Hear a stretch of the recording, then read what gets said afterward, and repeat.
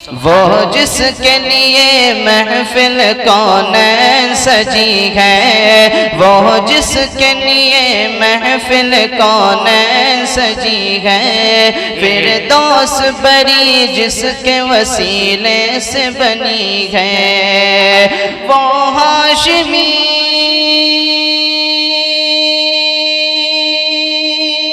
حضرت علامہ مولانا مفتی محفوظ الرحمن صاحب قاسمی محتمیم جامعہ عربیہ سراج العلوم تلہٹہ سیوان و صدر جمعیت علماء سیوان سے درخواست گزار ہوں کہ حضرت والا تشریف لائیں اور صدارتی خطاب سے محظوظ فرمائیں۔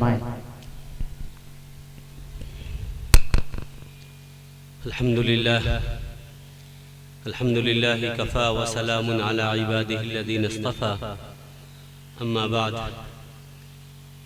اسٹیج پر موجود حضرات علماء کرام،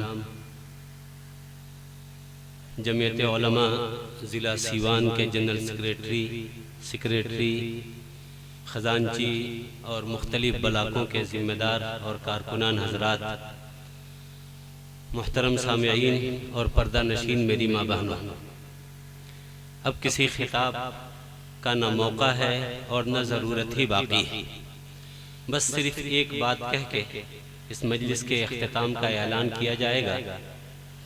وہ یہ ہے کہ اس امت کو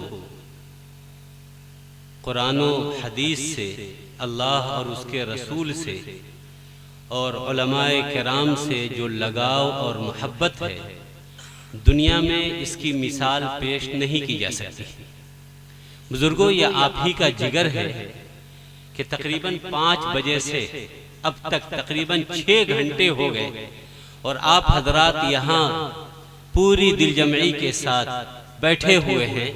یہ اللہ اور اس کے رسول اور علماء کرام کی محبت کی ایک بین اور واضح دلیل ہے۔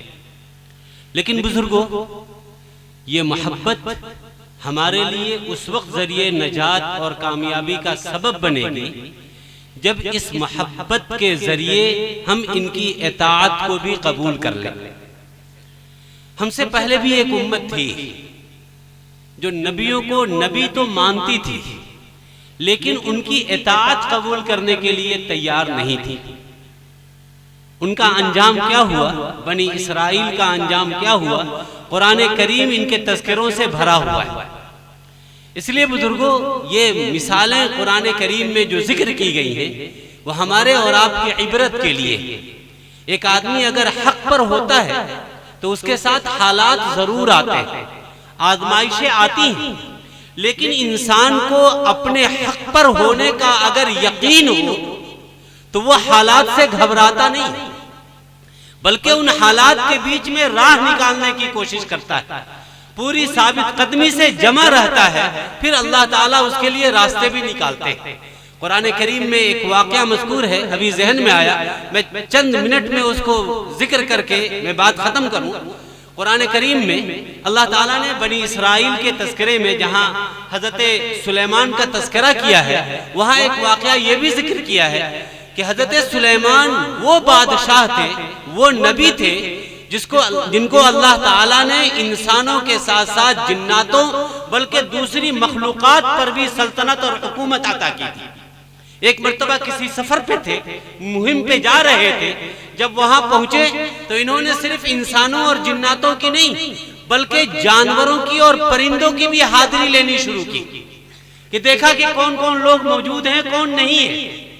قرآن نے اس کا تذکرہ کیا، وَتَفَقَّدَ الطَّيْرَ فَقَالَ مَا لِيَ لَا أَرَى الْهُدْهُدْ کہ حضرت سلیمان نے تفقد کیا، دیکھا، حاضری لی تو دیکھا کہ سب تو موجود ہیں لیکن ہدہد غائب ہے۔ ہدہد ایک پرندہ ہوتا ہے، وہ نہیں تھا موجود۔ حضرت سلیمان کو بڑا غصہ آیا، ناراضگی ہوئی کہ میری اجازت کے بغیر، چھٹی لیے بغیر یہ کہاں چلا گیا؟ مَا لِيَ لَا أَرَى الْهُدْهُدْ أَمْ كَانَ مِنَ الْغَائِبِينَ یہ کہاں چلا گیا، کیوں غائب ہو گیا یہ بلا چھٹی کے؟ اس کے بعد حضرت سلیمان نے بڑے سخت لہجے میں کہا کہ اگر وہ لوٹ کر آتا ہے، اگر اس کی معقول وجہ نہیں بتائے گا تو لَأُعَذِّبَنَّهُ عَذَابًا شَدِيدًا، او لأذبحنہ او لیأتینی بسلطان مبین، کہ اسے سخت عذاب دوں گا اگر وہ نہیں بتائے گا کہ کہاں گیا تھا، کون سی مجبوری پیش آ گئی تھی کہ بلا رخصت وہ چلا گیا۔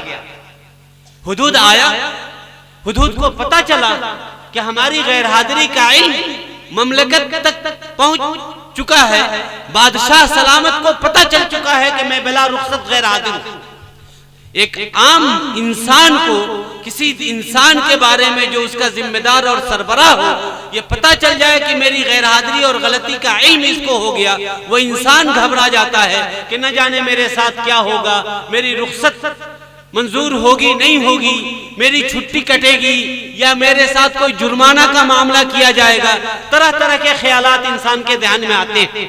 وہ جانور تھا، پرندہ تھا، لیکن وہ حق پر تھا، اس لیے وہ جم گیا۔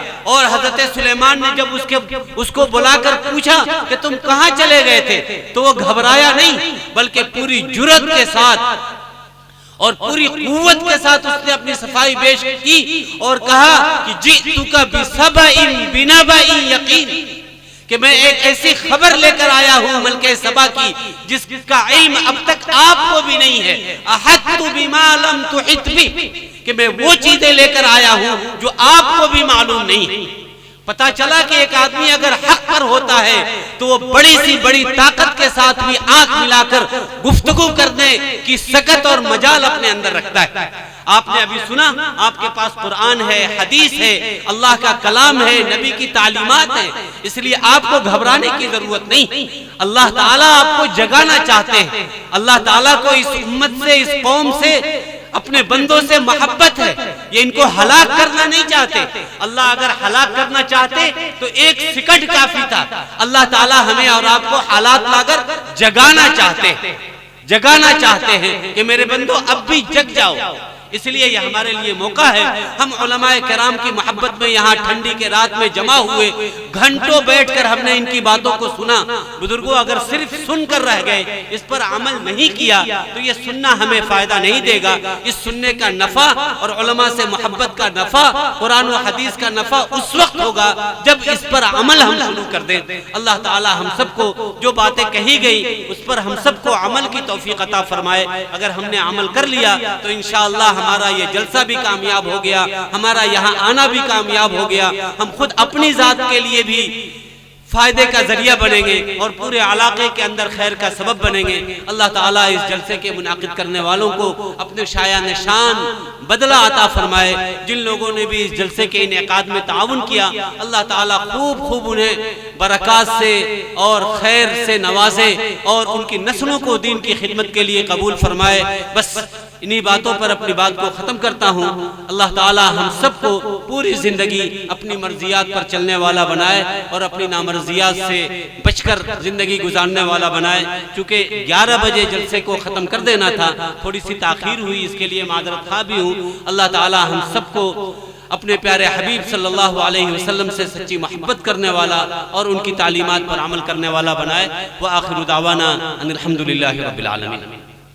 اللهم صل على محمد وعلى آل محمد كما صليت على إبراهيم وعلى آل إبراهيم إنك حميد مجيد اللهم بارك على محمد وعلى آل محمد كما باركت على إبراهيم وعلى آل إبراهيم إنك حميد مجيد اللهم لا أحصي ثناء عليك أنت كما أثنيت على نفسك اللهم إنا نسألك الهدى والتقى والعفاف والغنى اللهم إنا نسألك رضاك والجنة ونعوذ بك من سخطك والنار۔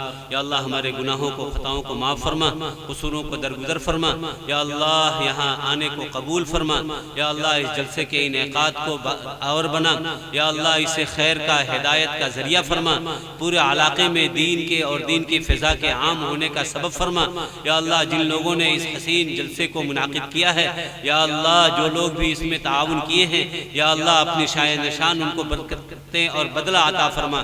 یا اللہ جو لوگ بھی یہاں جلسے کو سننے کے لیے، دین کی باتوں کو سننے کے لیے یہاں تشریف لائے، یا اللہ ان کے آنے کو جانے کو قبول فرما، جو باتیں کہی گئی یا اللہ اس پر عمل کرنے کی ہم سب کو توفیق نصیب فرما، یا اللہ ہماری ماں بہنوں کو بھی جو باتیں کہی گئی اس پر عمل کی توفیق نصیب فرما، یا اللہ ہر خیر کا ہمارے لیے فیصلہ فرما، ہر شر سے ہماری حفاظت فرما، یا اللہ جب تک اس دنیا میں زندہ رکھنا ہے یا اللہ خیر کے ساتھ اور سنت اور شریعت کے ساتھ باقی رکھ، یا اللہ جب جانے کا وقت ہو تو کامل ایمان پر ہم سب کو خاتمہ نصیب فرما، یا اللہ ہماری تمام ضروریات کا تکفل فرما، اس مجمع میں جو لوگ پریشان حال ہیں ان کی پریشانیوں کو دور فرما، جو مقروض ہیں ان کے قرضوں کی ادائیگی کی شکل صورتیں پیدا فرما، یا اللہ ہماری تمام ضرورتوں کا تکفل فرما۔ اللہم انا نسألک من خیر ما سألک منہ نبیک سیدنا محمد صلی اللہ علیہ وسلم وعبادک الصالحون، ونعوذ بک من شر ما استعاذک منہ نبیک سیدنا محمد صلی اللہ علیہ وسلم وعبادک الصالحون، وانت المستعان وعلیک البلاغ، ولا حول ولا قوة الا باللہ العلی العظیم، وصلی اللہ تعالی علی خیر خلقہ محمد وآلہ وصحبہ اجمعین برحمتک یا ارحم الراحمین۔